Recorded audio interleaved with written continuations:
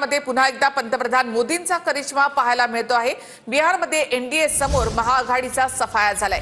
91 जागांनी भाजप सगळ्यात मोठा पक्ष ठरलेला आहे, तर 83 जागांसह जेडीयू दुसऱ्या क्रमांकावर आहे। आरजेडीला 25 तर काँग्रेसला अवघ्या 6 जागा मिळाल्या आहेत। महाराष्ट्राप्रमाणेच बिहारच्या विधानसभेचे निकाल पाहायला मिळत आहेत।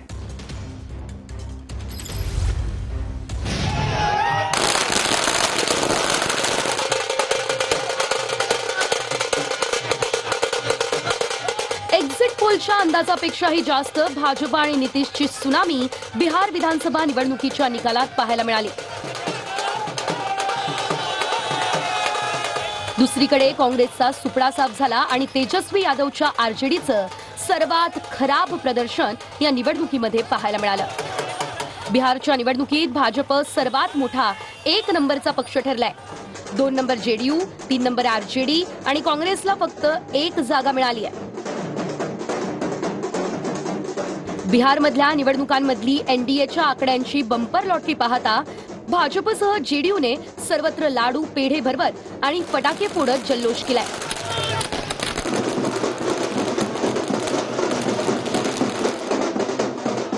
दरम्यान नितीश कुमार बिहारचे मुख्यमंत्री राहणार असा दावा जेडीयूने ट्विट करत केला होता।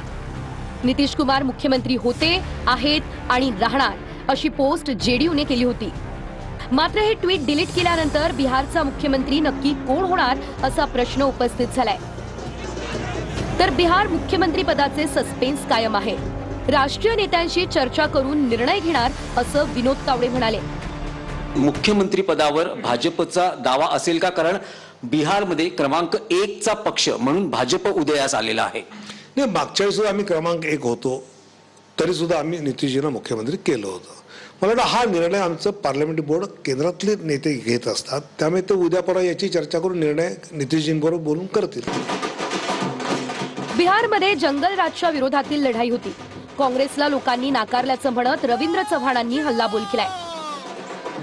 काँग्रेस ही आता सामान्य जनतेने त्यांना साफ नाकारलेला आहे, हे त्यांनी लक्षात घेतलं पाहिजे आणि त्यामुळे काँग्रेसचा पराभव होतोय हे त्यांच्या अजूनही लक्षात येत नाहीये। दरम्यान सत्तेवर येणाऱ्या आघाडीला 50च्या आतच संपवल्याची टीका संजय राऊत यांनी केली आहे। तर आता तरी विरोधकांचे डोळे उघडले पाहिजे असा पलटवार उपमुख्यमंत्री शिंदेंनी केलाय। निवडणूक आयोग आणि भाजप यांच्या हातात हात घालून जे राष्ट्रीय कार्य सुरू होतं ते पाहता यापेक्षा वेगळा निकाल लागणं शक्य नव्हतं। एकदम महाराष्ट्र पॅटर्न। जी आघाडी सत्तेवर येणार याची खात्री होती त्यांना 50च्या आत संपवलं। बिहारच्या जनतेने जंगलराज नाकारलं आणि विकासराज स्वीकारलं आणि म्हणून अशा प्रकारचं लँडस्लाइड विक्ट्री या ठिकाणी मिळालेली आहे। लोकसभेला यश मिळालं तेव्हा मतचोरी नाही, तेव्हा ईव्हीएम मध्ये प्रॉब्लेम नाही। मग विधानसभेला यश मिळालं तेव्हा ईव्हीएम मध्ये प्रॉब्लेम। हे सगळं काय, मी ग्रामीण असल्यामुळे ग्रामीण म्हणी म्हणतो, मग त्याचा गैरसमज होतो, पण नाचता येणं अंगण वाकडे। थोडीशी सुद्धा लाज शरम या ट्विट करण्यावाल्यांना नाही आहे, काही नाही यांचं।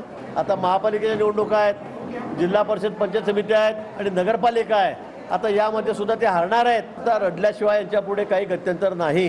यांचा सुपडा साफ महाराष्ट्रात होणार आहे, राज्यात होणार आहे आणि म्हणून आता पुन्हा रडायला सुरुवात त्यांनी केलेली आहे। काँग्रेस जागा वाटपात याच्यात मोठ्या प्रमाणावर नुसता वाटा मागते। प्रत्यक्षात ज्यावेळेस विजयाचं वेळ येते त्यावेळेस काँग्रेसचं विजयाचं प्रमाण हे अतिशय कमी असतं। काँग्रेसच्या कार्यकर्त्याची हीच मानसिकता असते आणि त्याच्यामुळं मला असं वाटतं बाकीच्या लोकांचं सुद्धा नुकसान होत असतं। तर काँग्रेसने दुकान बंद करावं। नुसतं विरोधाला विरोध म्हणून करतायत, ते आता बंद केलं पाहिजे। बिहारच्या निवडणुकीमुळे एक धडा घ्यावा आमच्या विरोधकांनी आणि गप्प बसावं। तर बिहार निकालाची वैशिष्ट्य काय आहेत तीही पाहूयात। महाराष्ट्राप्रमाणेच बिहारमध्ये लाडक्या बहिणी एनडीएच्या बाजूने उभ्या राहिल्या। निवडणुकीआधी 1,30,00,000 महिलांच्या बँक खात्यात प्रत्येकी 10,000 हजार रुपये जमा केले, ज्याचा फायदा भाजप आणि जेडीयूला झाला। विकासाचा नारा बिहारच्या जातीय समीकरणावर भारी पडला। 100हून अधिक बंडखोरांना अमित शहा स्वतः भेटले आणि बंडखोरांना शांत केलं। प्रत्येक जिल्ह्याच्या प्रमुख पदाधिकाऱ्यांसोबत शहांनी स्वतंत्र बैठक घेतली। एनडीएची एकजूट दिसली. तर काँग्रेस, आरजेडी आणि कम्युनिस्ट पक्षातल्या अंतर्गत वादाचा आघाडीला फटका बसला. 125 युनिटपर्यंत मोफत वीज आणि 5 लाखांपर्यंत मोफत इलाज यासारखे वायदे एनडीएला फायदेशीर ठरले.